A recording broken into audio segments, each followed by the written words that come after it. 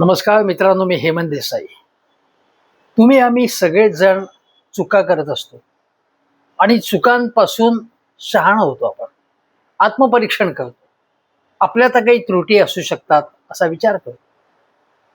परंतु काही व्यक्ती अशा असतात की माझं काहीही चुकत नाही असा त्यांचा पवित्रा असतो. मी जे करतो ते योग्यच असतं आणि यापूर्वी कधी कोणीही केलं नाही अशी कर्तबगारी मी केलेली आहे आणि अन्य लोकांनी काहीच केलं नाही आत्तापर्यंत. सगळं जे करतो आहे ते सगळं जग आहे ते माझ्यामुळे आहे असा पवित्रा हा जसा नरेंद्र मोदी यांचा असतो त्याचप्रमाणे देवेंद्र फडणवीस यांचा असतो. नरेंद्र मोदी यांनी कधीही आपल्या चुका स्वीकारल्या नाहीत. चुका झाल्या, टीका झाली की त्याच्याबद्दल काही बोलायचंच नाही. देवेंद्र फडणवीस हे सुद्धा चुका मान्य करत नाहीत. गिरे तो भी टांग ऊपर अशी त्यांची पद्धत असते. ज्यावेळी लोकसभा निवडणुकांमध्ये फटका बसला तेव्हा त्यांनी काय सांगितलं की संविधानाचं खोटं नॅरेटिव्ह विरोधकांनी पसरवलं. म्हणजे आमचं काही चुकलं नाही, आमच्या परफॉर्मन्समध्ये काहीच कमी नव्हती, आम्ही अतिशय चांगलं काम केलं, पण यांनी चुकीच्या गोष्टी लोकांच्या मनात बिंबवल्या आणि त्यामुळे आमचा पराभव झाला. शिवाय आमच्यात आणि विरोधी पक्षांच्या मतांमध्ये अतिशय कमी अंतर आहे असं ते म्हणाले. ज्यावेळी विरोधी पक्षांचा विजय कुठे अन्य राज्यात झाला तर तेव्हा ते काय म्हणायचे की हा कसला विजय की अर्ध्या 1% मतांच्या फरकाने विजय झालेला आहे. पण आपला विजय तेवढ्याच अल्पमतांनी झाला तर मात्र त्याबद्दल काही बोलायचं नाही. विरोधी पक्षांबद्दल मात्र अन्य राज्यात कुठेही काही झालं तर काय त्या विजयाला काही अर्थच नाही. आम्ही आणखीन गोष्ट काही केली असेल, आम्ही सहज विजयी झालो असतो वगैरे वगैरे. पण विरोधी पक्षांना टार्गेट करायचं असतं. आता या पावसाळ्यामध्ये मुंबईसह अनेक शहरं कोसळली, अनेक ठिकाणचे छोटे छोटे पूल उद्ध्वस्त झाले. एवढंच काय की कल्याणमध्ये अक्षरशः समुद्रासारखं स्वरूप धारण केलं होतं. पालघरमध्ये, वसई विरारमध्ये, नालासोपारा सगळीकडे लोकांच्या तक्रारी होत्या. घरात पाणी शिरतंय की नाले सफाईची कामं व्यवस्थित झाली नाही. अनेक ठिकाणी तक्रारी केल्या, फोन केले तर फोन उचलत नाहीत, कोणीही येत नाही. अशा प्रकारचा एकूण सूर लोकांचा. आता हा केवळ सर्वसामान्य लोकांचा सूर नाही. मुंबईमध्ये मॅनहोलमध्ये लोक गेले, झाडं पडून लोक मेले, तरी सुद्धा यांना त्याची काही पडलेली नाहीये. नाले सफाई आपली 100% त्याच्यापेक्षा जास्त टक्क्यांनी झाली असा दावा केला जात होता. पण कसे बघा बळी पडलेत हे आपल्याला माहिती आहे.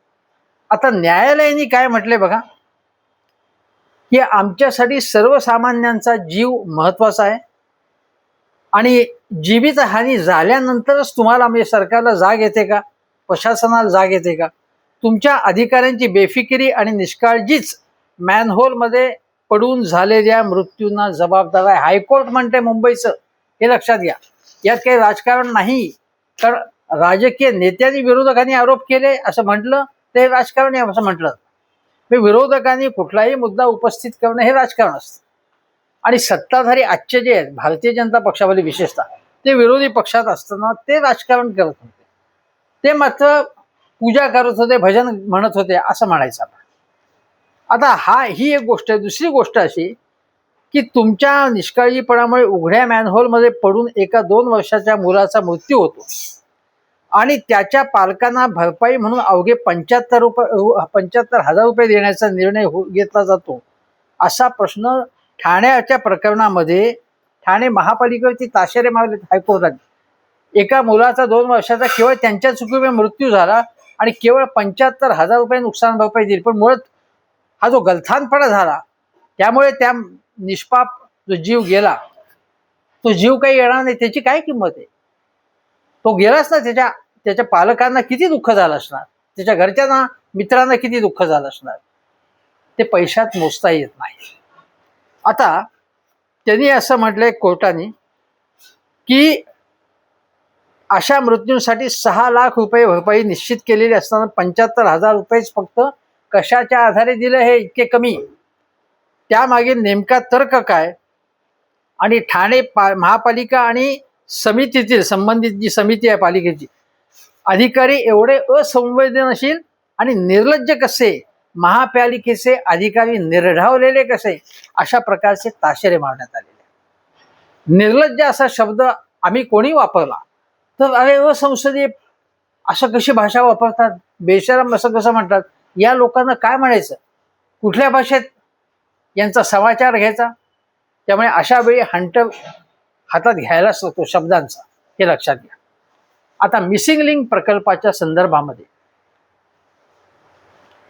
फडणवीस आणि त्यांचे सगळे सहकारी की हा काही पूल कोसळला नाहीये आणि एवढा पाऊस आला, इतका जोरदार, इतका कमी वेळात आला, अशा प्रकारचं, आणि त्यामुळे हे झालं आणि त्यात आपली फारशी काही चूक नाही असा यांचा पवित्र असतो त्यांच्या प्रवक्त्यांचा. आणि त्याच्यानंतर मग हे कसं लगेच सुरळीत केलं आम्ही, याच्यावरती यांचा भर आहे. आता ही गोष्ट मिसिंग लिंक त्या ठिकाणी दरड कोसळून आज धबधब्यासारखं पाणी आलं, जर हे पहाटे 3 वाजता झालं, जर ते रहदारीच्या वेळी झालं असतं तर किती लोकांचे जीव गेले असते. आणि फडणवीसांचा व्हिडिओ उपलब्ध आहे की काहीतरी 240 किलोमीटर वेगाने ताशी वारं वाहिले, म्हणजे चक्रीवादळासारखी परिस्थिती आली. प्रचंड पाऊस झाला तरी सुद्धा काहीही होणार नाही, कारण हे इंजिनिअरिंग मार्वल आहे असं फडणवीस म्हणत होते. पण तरी सुद्धा हे झाली गोष्ट. आणि आता याच्या संबंधी केवळ विरोधी पक्ष नाही तर अनेक इंजिनियर्स, नंतर आर्किटेक्ट्स, या क्षेत्राचे तज्ज्ञ, बांधकाम विषयक तज्ज्ञ, हे सुद्धा या संबंधी प्रश्न उपस्थित करत आहेत.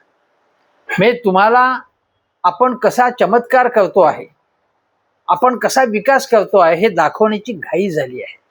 आणि याच्या घाईमध्ये तुम्ही जर काही चुका करत असाल तर प्रश्न विचारणं स्वाभाविक आहे. 2013 मध्ये पृथ्वीराज चव्हाण हे महाराष्ट्राचे मुख्यमंत्री असताना त्यांच्याकडे ही फाईल गेली होती आणि त्यांनी काहीच केलं नाही त्या संबंधी, अशी टीका फडणवीस आणि एकूण भाजपवाल्यांनी केली. म्हणजे एखादी फाईल काहीच केलं नाही, सहज गंमत म्हणून ही फाईल ठेवली जाते का अशी, काहीच करायचं नाही. त्यांनाही काही डोकं आहे ना. पृथ्वीराज चव्हाण हे पिरानीचे इंजिनियर आहेत, ते तिकडचे कॅलिफोर्नियातनं मला वाटतं ते MS केलेलं आहे. पंतप्रधान कार्यालयाचेच केवळ मंत्री नव्हते, विज्ञान तंत्रज्ञान खातं त्यांच्याकडे होतं, संसदीय कार्य खातं होतं. अनेक विषयावरची त्यांची अनेक महत्वाची खाती त्यांच्याकडे होतीच, पण अनेकविध संसदीय समित्यांवर त्यांनी काम केलं. कॉन्झर्वेटिव्ह पक्षाचं जेव्हा अधिवेशन होतं, म्हणजे हुजूर पक्ष ब्रिटनमधला, त्या अधिवेशनाला काँग्रेसतर्फे जाण्यासाठी पृथ्वीराज चव्हाणांची निवड करण्यात आली. आणि एवढंच नव्हे तर अनेक, म्हणजे इटली असेल, अनेक देशांमध्ये जी शिष्टमंडळ गेली होती महत्वाची, संसदेची असतील किंवा अन्य मंत्री म्हणून, त्या सगळ्या शिष्टमंडळामध्ये पृथ्वीराज चव्हाण यांचा आवर्जून समावेश करण्यात आला होता. कारण ते वेगवेगळ्या विषयातले ते अभ्यासू आणि तज्ज्ञ आहेत आणि अतिशय प्रामाणिक असा हा माणूस. महाराष्ट्राला त्यांच्यासारखा मुख्यमंत्री लाभला हे महाराष्ट्राचं भाग्य आहे असं माझं ठाम मत आहे. जरी त्यांच्यावर शरद पवार आणि त्या मंडळींनी टीका केली असेल, त्यांच्या हाताला लकवा मारला आहे का वगैरे, तरी देखील पृथ्वीराज चव्हाण हे मुख्यमंत्री म्हणून अतिशय कर्तबगार होते. त्यांनी अनेक चांगल्या गोष्टी केल्या. आता एक चांगली गोष्ट म्हणजे त्यांनी जी केली त्यामध्ये की मिसिंग लिंक प्रोजेक्ट जो आहे त्या संबंधी त्यांनी फाईल का निर्णय घेतला नाही त्याच संबंधी. तर त्यांना बाबा असं म्हणतात, ते बाबा म्हणाले की मला सगळी काही कारणं आठवत नाही, पण 12-13 कारणं त्याच्याबद्दल होती आणि मुख्य मुद्दा होता तो या मिसिंग लिंक प्रकल्प अस्तित्वात आला तर त्याच्या सुरक्षिततेचा मुद्दा महत्वाचा. मला लोकांच्या, सर्वसामान्य लोकांच्या, प्रवाशांच्या सुरक्षिततेची काळजी वाटत होती. आणि त्यांनी म्हटलं की याबद्दल काही आक्षेप त्यांनी नोंदवले होते. त्यापैकी त्यांनी किंवा त्यांच्या सहकारी तज्ज्ञांनी की प्रस्तावित बोगद्याचा मार्ग लोणावळा धरणाच्या 200 मीटर खाली जात असल्याने खाली असल्याने धरणाच्या सुरक्षिततेबाबत चिंता व्यक्त करण्यात आली. त्या परिसरातील भौगोलिक रचना बोगद्यासाठी कितपत सुरक्षित आहे, अतिवृष्टी आणि भूस्खलनाचा धोका लक्षात घेऊन अधिक सखोल अभ्यासाची आवश्यकता व्यक्त करण्यात आली होती.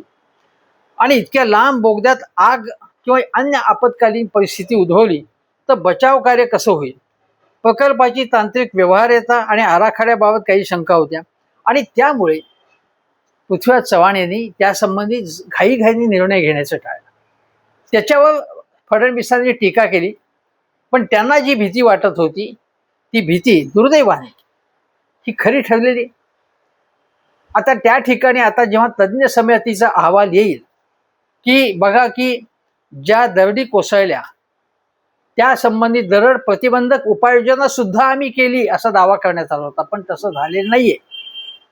आता हे मिसिंग लिंक प्रकल्पामध्ये ही जी काही आपत्ती आली त्याचा कोणालाही आनंद होत नाही. जे माझ्यासारखे टीका करतात ते काही मिसिंग लिंक प्रकल्पाला विरोधासाठी विरोध करत नाहीयेत, पण सावधगिरी बाळगावी आणि लोकांच्या जीवाची काळजी असल्यामुळे पृथ्वीराज चव्हाण असतील, अन्य लोक असतील, माझ्यासारखे लोक याबद्दल चिंता व्यक्त करतात. जे झालं त्याबद्दल वाईट वाटतंय. आणि फडणवीसांनी विकास करूच नाही असं काही कोणीच म्हणत नाहीये. फडणवीसांनी चांगली कामं केली तेव्हा मी स्वतः त्याच्याबद्दल टेलिव्हिजन चॅनल्सवरती बोललोय, वर्तमानपत्रात दिलेलं आहे. त्यामुळे माझा कुठलाही आकस असण्याची बाब नाहीये. मुद्दा असा आहे की फडणवीसांना असं वाटतंय. फडणवीसांनी दुसरी एक कमेंट केली, हर्षवर्धन सपकाळ यांच्या काँग्रेसचे प्रदेशाध्यक्ष त्यांच्या टीकेवरून चिडून, की या अशा लोकांबद्दलच्या टीकेला मी काही त्यांना काही म्हणजे त्यांचा अभ्यासच नाही, त्या टीकेला मी उत्तर देणार नाही. आणि काँग्रेसने काय केलंय भ्रष्टाचाराशिवाय, एक तरी पूल बांधला आहे का असं ते म्हणाले. आता फडणवीसांना या निमित्ताने सांगायला लागेल काँग्रेसच्या काळातही विकास कामं झाली. जसे आम्ही म्हणतो की वाजपेयींच्या काळात विकास कामं झाली. युती सरकार एक जे होतं, मुंबई पुणे द्रुतगती महामार्ग झाला ना, आम्ही कौतुक केलं त्याचं. युतीने केलं म्हणून तो झालाच नाही, तर वाईट आहे असं अजिबात म्हणत नाही. पण मग तसंच असेल तर काँग्रेसने केवळ भ्रष्टाचार केला असं जे कोणी म्हणतात किंवा ज्यांना वाटतंय ते एक तर आंधळे आहेत, त्यांचं धृतराष्ट्र झालंय का, त्यांना काहीच दिसत नाही का. ही साधी गोष्ट, वरळी बांद्रा सी लिंक जो आहे तो काँग्रेसच्या काळात झालाय, किंवा हा आपला ईस्टर्न एक्सप्रेस मुक्त मार्ग जो आहे, जो आपण चेंबूरहून तो जो सुरू होतो अगदी तो इथपर्यंत अगदी सँडर्स रोड पर्यंत आहे, तो मला माझ्या आठवणीप्रमाणे बाबांच्या काळात झालेला आहे, तो पृथ्वीराज चव्हाणांच्या काळात झाला किंवा काँग्रेसच्या काळात झालेला आहे. तो झालाच नाही काही. आता वांद्रे वरळी सी लिंक हा प्रोजेक्ट महत्वाचा नाही का, किंवा ब्रीम स्टोवेड प्रोजेक्ट हा जो मुंबईमधलं जे काही पंपिंग स्टेशन उभारणं, नाले सफाईच्या मुंबईत जे पाणी साचतं ती समस्या दूर करण्यासाठी मनमोहन सिंग यांच्या नेतृत्वाखाली झालेली ती गोष्ट, त्यामुळे ती झालीच नाही असं म्हणण्याचं कारण नाही. आणि पृथ्वीराज चव्हाण यांचाच जर विचार केला फक्त, तर पृथ्वीराज चव्हाण यांच्या काळामध्ये अनेक गोष्टी झाल्या. मग आपण अगदी फडणवीसांच्या अगोदर कोण होतं मुख्यमंत्री, बाबा होते. आता बाबांचं एक आणखीन कॉन्ट्रीब्युशन सांगतो, हे राजकीय आहे की ज्यावेळी 4 दिवसांचं म्हणजे 80 तासांचं सरकार, 80 तासात जे सरकार कोसळलं फडणवीस आणि अजितदादांचं, त्यावेळी ती जी बहुमताची चाचणी होती विश्वासदर्शक ठरावाच्या वेळी, यांनी काय केलं फडणवीस आणि राष्ट्रवादी अजितदादांच्या, की हे मतदान म्हणजे गुप्त मतदान असावं. तेव्हा बाबांनी, मग वेणुगोपाल होते, मुकुल वासनिकही होते त्यावेळी, पण बाबांनी त्यावेळी फार महत्वाचे म्हणजे ते सगळं न्यायालयीन प्रक्रियेमध्ये महत्वाचा पुढाकार त्यांनी घेतला. आणि मग न्यायालयाने सांगितलं, सुप्रीम कोर्टने, की नाही हे गुप्त मतदान चालणार नाही. आणि गुप्त मतदान झालं नाही तर, गुप्त मतदान झालं तर थोडीशी मला माहिती आहे की खोक्याचा प्रयोग करता येईल किंवा फोडता येतील काही मतं असं वाटलं असेल, पण ते न झाल्यामुळे अजितदादा आणि फडणवीसांच्या 4 दिवसाच्या या सरकारला राजीनामा द्यावा लागला. ती बाबांची मोठी कामगिरी आहे. दुसरी गोष्ट म्हणजे त्यांनी आणखीन एक म्हणजे जो म्हणजे अनेक गोष्टी बाबांनी केल्या. त्याच्यामध्ये नवी मुंबईचा जो एअरपोर्ट जो आहे आता जो आपण बघतो, त्या एअरपोर्टला पर्यावरणाची मंजुरी आणण्याचं काम इनिशिएटिव्ह त्यासाठी हे मुख्यमंत्री पृथ्वीराज चव्हाण यांनी त्यासाठी इनिशिएटिव्ह घेतला होता, हे लक्षात घ्या. दुर्दैवाने काँग्रेसची राजवट समाप्त झाली 2014 काँग्रेसच्या दुर्दैवाने म्हणजे, आणि त्यामुळे तो एअरपोर्ट आता या काळात झाला. आणि आत्ता एअरपोर्ट झाला असेल त्याचं स्वागत केलं पाहिजे. उद्या पुण्याजवळ कुठे एअरपोर्ट होती फडणवीसांच्या काळात झालं, चांगली गोष्ट आहे. त्याला विरोधासाठी विरोध करण्याचं काही कारण नाही. मुद्दा असा की अगोदरच्या काळात काहीच झालं नाही आणि विकास केवळ विकासाचं स्वप्न आम्हाला पडतो, विकास सत्यात आम्हीच आणू शकतो, हा जो दावा आहे ना तो बोगस दावा आहे. आणि म्हणून त्याच्यावरती बाबा ठासून मला सांगायला लागेल की बाबांनी काय केलं. आता ही साधी मला आठवते की जलयुक्त शिवार ही जी काही योजना होती ती वेगळ्या पद्धतीने बाबांच्या काळात म्हणजे पृथ्वीराज चव्हाण यांच्या काळामध्ये म्हणजे तो सिमेंट साखळी बंधावे त्याचं काय नाव होतं ते सिंचनाचा आदर्श मॉडेल ते त्यांनी तेव्हा सुरू केलं बाबांनी. आणि ही चांगली गोष्ट होती, अतिशय कल्पक योजना होती ती. पुढे जलयुक्त शिवार योजना फडणवीसांनी आणली, त्याबाबत काही तक्रारी झाल्या, आरोप झाले, पण ती योजना चांगली होती. पाणी साठवा ही चांगली गोष्ट आहे, त्यात काही कोणी आणलं नाही. पण बाबांनी आणखीन काही महत्वाच्या ठळक गोष्टी केल्या. यांनी काहीच केलं नाही अगोदरच्या सरकारने असं जेव्हा म्हणतात, तर उरमोडीचं पाणी दुष्काळी भागात त्यांनी आणलं, बाबांच्या काळात ते झालं. कराड शहराची हद्दवाढ त्यांच्याच काळात झाली. आता ही बरीच माहिती मिळवलेली आहे, काही माहिती माझ्या आठवणीत आहे. कराड शहराची हद्दवाढ त्यांच्या काळात झाली. त्या ठिकाणी 550 कोटींचं भूकंप संशोधन केंद्र हे बाबांच्यामुळे त्याला आकार आला. ते बाबांच्यामुळे अस्तित्वात येण्याची कल्पना जी आणण्याची कल्पना बाबांची होती ती. नंतर खाशाबा जाधव आयलंड तिथेच त्या परिसरामध्ये त्यासाठी त्यांनी 45 लाख रुपये मंजूर केले. आता चित्रपट येतो त्याच्या संबंधी. नंतर अजून एक गोष्ट मला सांगायला पाहिजे की मी मगाशीच उल्लेख करायला पाहिजे की राफेल मध्ये जो कथित भ्रष्टाचार झाला सिद्ध होऊ शकला नाही, पण त्या संबंधी अभ्यासपूर्ण प्रेझेंटेशन काही आक्षेप हे बाबांनी अनेक ठिकाणी प्रेझेंटेशन केलं. म्हणजे व्यवस्थित अभ्यासपूर्ण त्याची मांडणी केली की राफेलमध्ये गैरव्यवहार कशा पद्धतीने झाला, त्या संबंधी त्यांनी प्रश्न उपस्थित केले. अर्थात ते पुढे या गोष्टी कोर्टात सिद्ध होऊ शकल्या नाही, हा भाग वेगळा. पण बाबांनी त्यासंबंधी नुसते तोंडाळपणे आरोप करणं, काहीतरी हवेतले आरोप करणं तसं नाही, त्यांनी अभ्यासपूर्ण त्यासंबंधी प्रेझेंटेशन केलं ठिकठिकाणी. अगदी मुंबईत सुद्धा केलं, मला वाटतं पत्रकार संघ किंवा प्रेस क्लब तिथे केलेलं होतं. आता 14 लाख टन कांद्याची स्टोरेज कपॅसिटी बाबांमुळे निर्माण झाली. नंतर कोरडवाहू क्षेत्रामध्ये dry land agri farm mission launch त्यांनी केलं बाबांनी. राजीव गांधी पंचायत सहाय्यता अभियान त्यांनी सुरू केलं, म्हणजे ग्रामपंचायती असतील तिथे बेसिक इन्फ्रास्ट्रक्चर, चांगलं कार्यालय, बाकी सुविधा हे बाबांनी केलं. नंतर गरिबांसाठी 5 लाख घरं बांधली, पण त्यांना जे सहाय्य त्यासाठी असतं ते दुप्पट केलं, त्यांनी 1 लाख रुपये केलं म्हटलं. नंतर 257 म्हणजे अन्नधान्याची 257 गोदामं दुरुस्त केली त्यांनी आणि 584 नवीन गोदामांना मंजुरी दिली त्यांनी.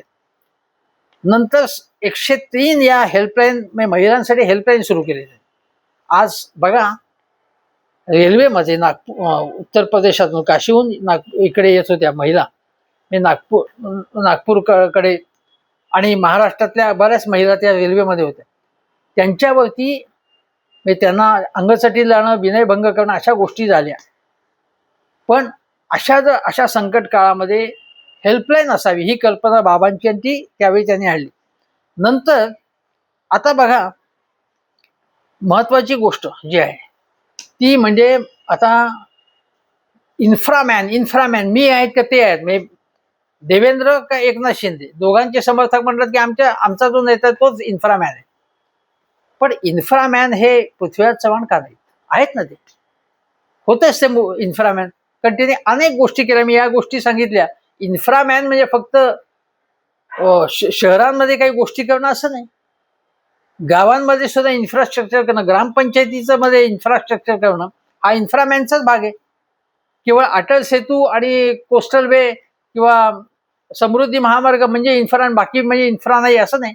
पायाभूत सुविधा याचा अर्थ विकासासाठी ज्या काही पायाभूत गोष्टी असतील त्यासाठी ज्या सुविधा तयार केल्या जातात त्याला इन्फ्रास्ट्रक्चर म्हणतात.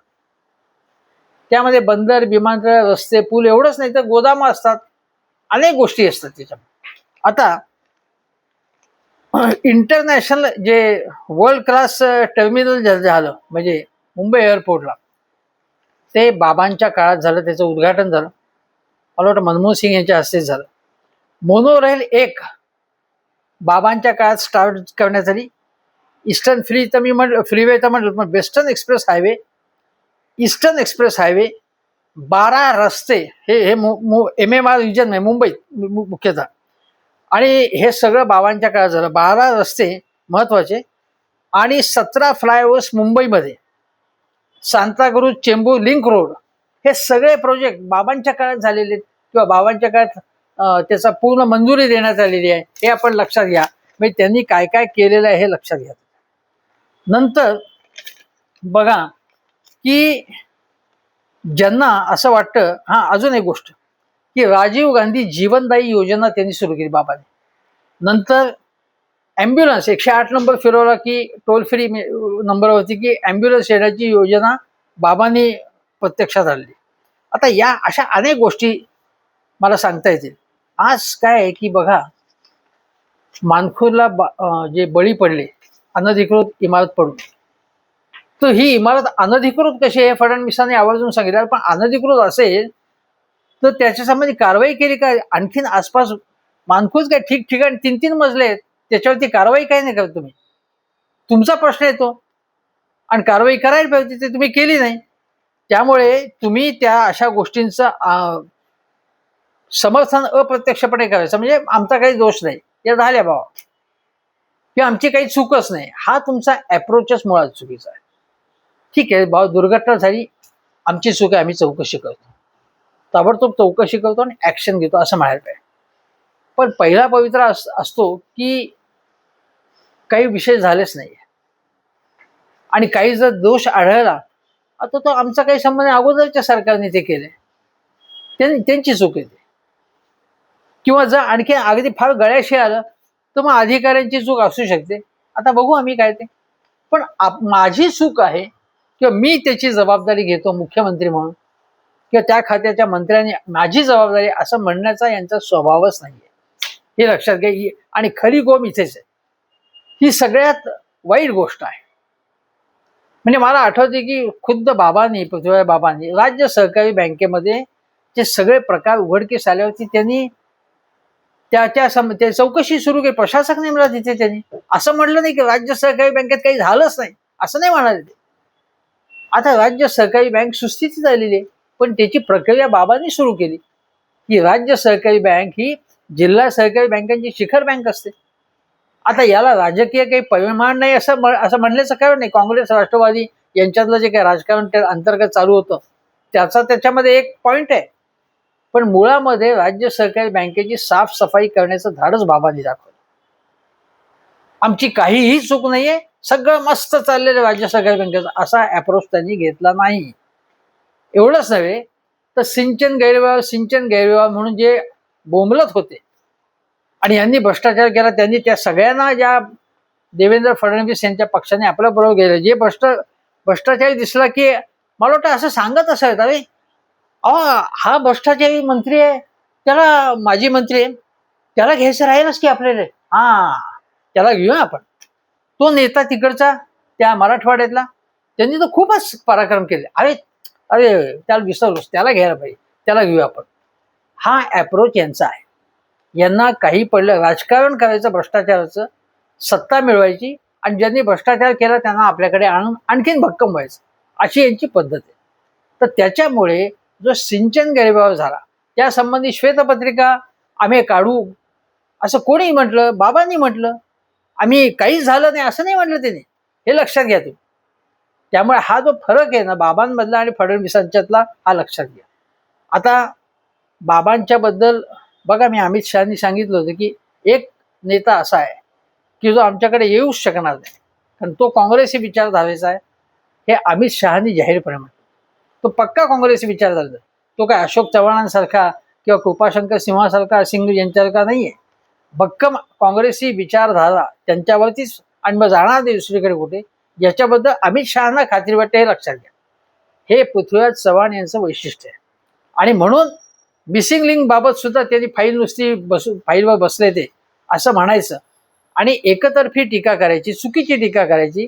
म्हणून यासंबंधी मी आता हा व्हिडिओ केला. आता मी तुम्हाला सांगतो 2 गोष्टी मला सांगायच्या की या मंडळींचं, या महाशक्तीवाल्यांचं म्हणजे भाजप असेल किंवा एकनाथ शिंदे विशेषतः यांचा पक्ष म्हणजे जो त्यांच्या कच्छबी लागलेला, त्यांची पद्धत अशी आहे की सगळ्या गोष्टी म्हणजे फक्त काँग्रेसचा सतत द्वेष करायचा, तिटकारा त्याच्याबद्दल, काँग्रेसला दोष द्यायचे. म्हणजे भूतकाळाबद्दल म्हणजे नेहरूंनी काय चूक केली, काँग्रेसने काय चूक केली, उद्धव ठाकरेंनी काय चूक केली, याच्यावरती सतत त्याच्यावरती गळजप करायचा. आणि आपल्यात काही चुका असल्या तर आपल्यात काही दुरुस्त करण्याची प्रक्रिया सुरू करावी. चुका हा अप्रोचच नाही आहेच. किंवा लोकांना विचारावं की बाबा हा प्रकल्प आम्ही करायचा विचार आहे, तर तुमचं काय मत आहे. जनसुनवाई घेणे, ट्रान्सपरन्सी, त्याच्यामध्ये पारदर्शकता आणणं, प्रकल्पाच्या बद्दलची सगळी माहिती त्या ठिकाणी लावणं, नेटवरती सोशल मीडियावरती हे करणं, हा प्रकार यांच्या बाबतीत संभवतच नाही. आता मी यांची पद्धत अशी आहे की बघा, इमोशनल राजकारण करायचं म्हणजे काय की हाफकिनचं नामांतर करायचं.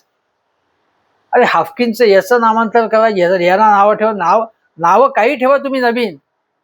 मुळामध्ये बघा की अमोल अन्नदाते जे डॉक्टर आहेत त्यांनी सांगितलं की सर्पदंशावरची जी लस आहे, हाफकिनची लस आहे तर ती लस निर्माण करण्यासाठी हाफकिनला सरकारने पैसे तर दिले पाहिजेत.